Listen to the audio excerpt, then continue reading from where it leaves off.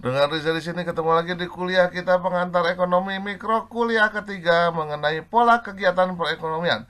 Sebelum kita mulai videonya ada baiknya untuk diklik tombol subscribe-nya dan diklik loncengnya agar mendapatkan notifikasi dari kuliah-kuliah kita selanjutnya. Terima kasih.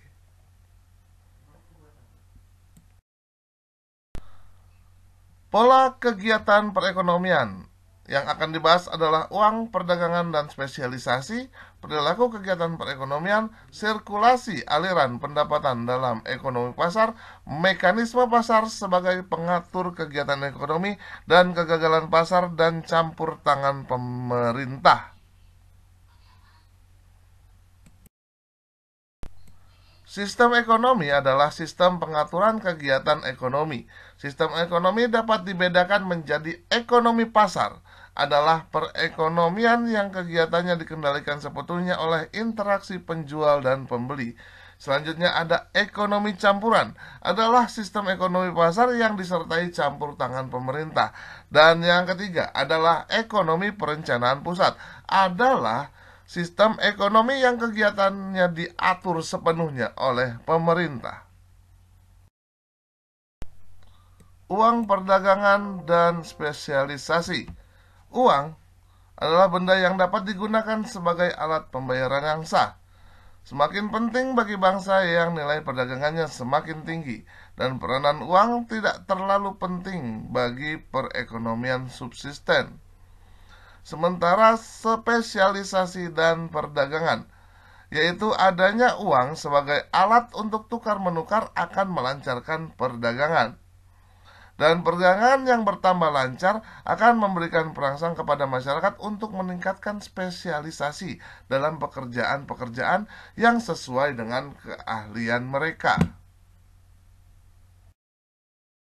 Perekonomian subsisten, produksi untuk memenuhi kebutuhan sendiri. Unit produksi terutama dari keluarga dan petani tradisional. Penggunaan teknologi secara sangat sederhana. Produktivitas rendah dan produksi hanya cukup untuk menopang hidup dengan tingkat yang sederhana.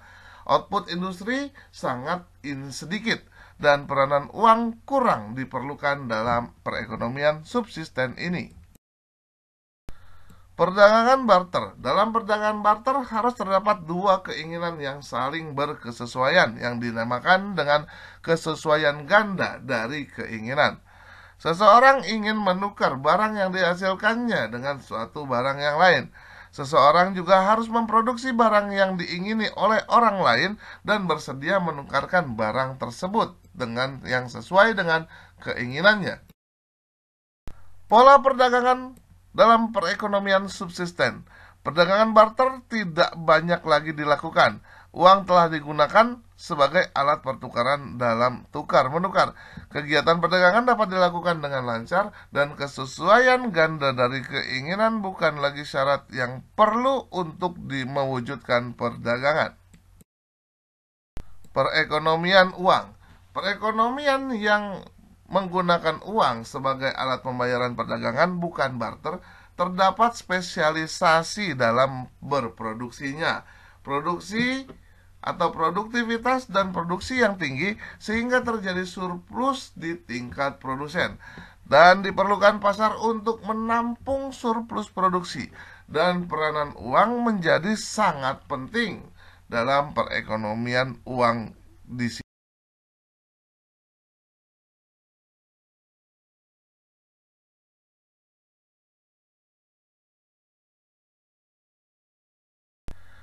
Berikut ini adalah gambaran dari spesialisasi. Ada petani, ada tukang kayu, dan ada tukang jahit. Di sini petani menginginkan pakaian. Dia menukarkan uangnya dengan tukang jahit yang menginginkan perabotan. Juga menukarkan uangnya dengan tukang kayu. Sementara petani menjual makanan ke tukang kayu menjual perabotannya kepada tukang jahit, dan tukang jahit menjual pakaian kepada petani.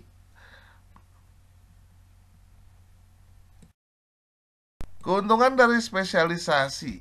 yaitu mempertinggi efisiensi penggunaan faktor produksi, mempertinggi efisiensi produksi, dan mendorong perkembangan teknologi. Pelaku kegiatan perekonomian adalah rumah tangga, perusahaan, dan pemerintah.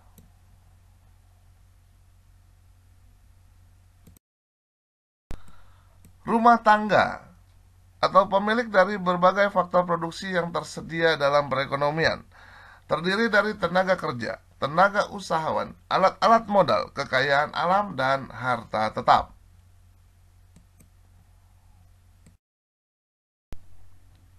Sementara perusahaan adalah organisasi yang dikembangkan oleh seseorang atau sekumpulan orang dengan tujuan menghasilkan berbagai jenis barang atau jasa yang dibutuhkan masyarakat. Penggolongan perusahaan dalam meliputi industri adalah sebagai berikut. Yang pertama ada industri primer, adalah perusahaan yang mengolah kekayaan alam dan mengeksploitasi produksi atau faktor produksi yang disediakan oleh alam, antara lain pertambangan, eksploitasi hutan, dan lain sebagainya.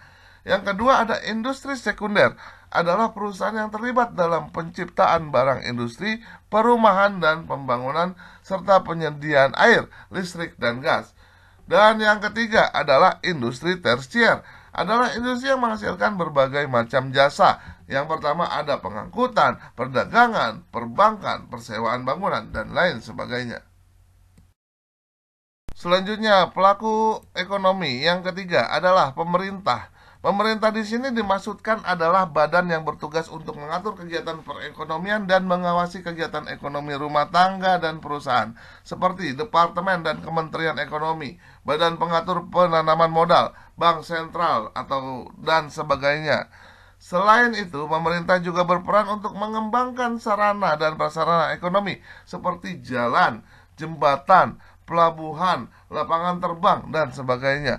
Pemerintah juga berperan dalam mengembangkan prasarana sosial seperti institusi pendidikan, badan penyelidikan dan keamanan negara, dan lain sebagainya.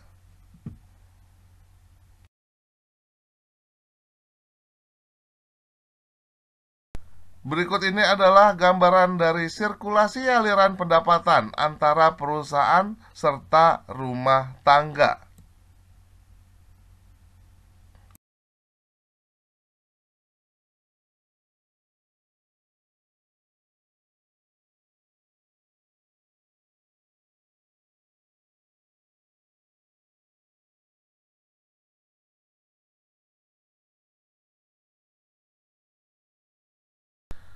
Dan ini adalah gambaran dari interaksi kegiatan ekonomi dalam perekonomian pasar. Terdapat perusahaan dan rumah tangga. Dan terjadi keseimbangan antara supply dan demand dalam rumah tangga dan perusahaan.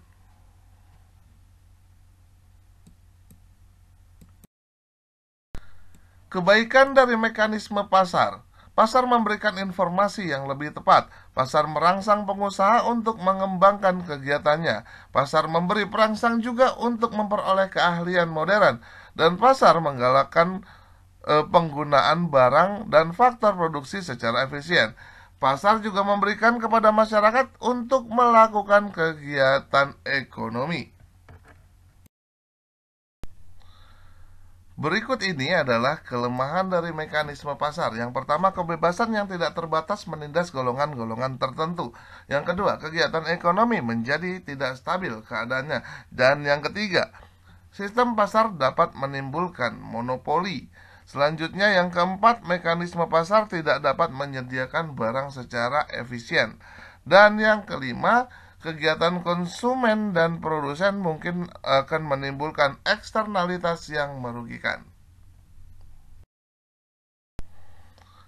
Kegagalan pasar dan campur tangan pemerintah.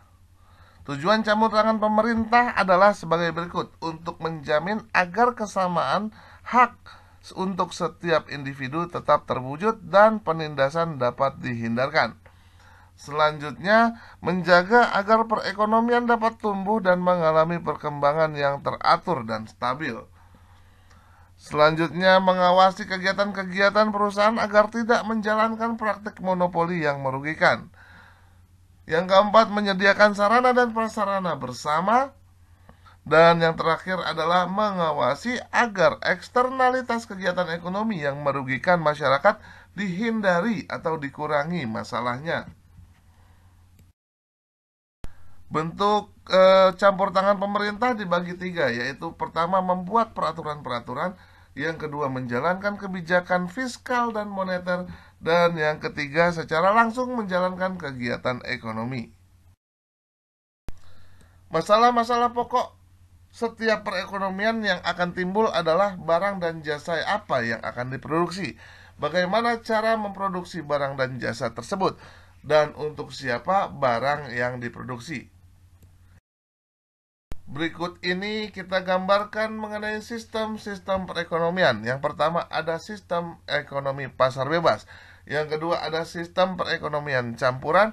Dan yang ketiga ada sistem ekonomi perencanaan pusat.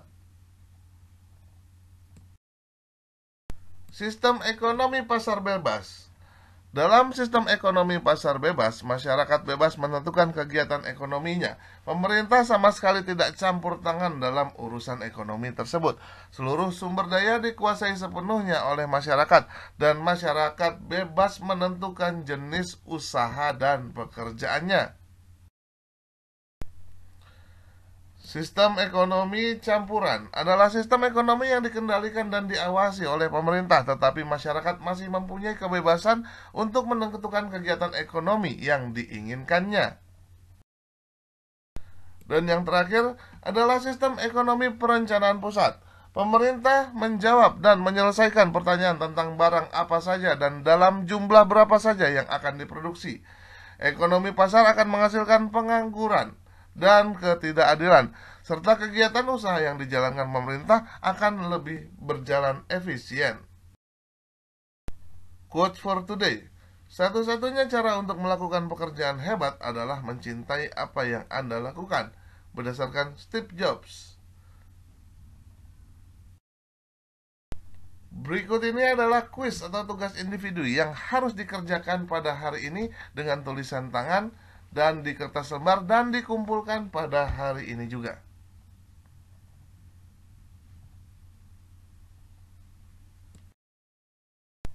Sekian kuliah kita kali ini, semoga bermanfaat buat kita semua. Keep your spirit to learn more. Please like, share, and comment. Dan jangan lupa untuk diklik tombol subscribe-nya dan diklik loncengnya agar mendapatkan notifikasi dari kuliah-kuliah kita selanjutnya.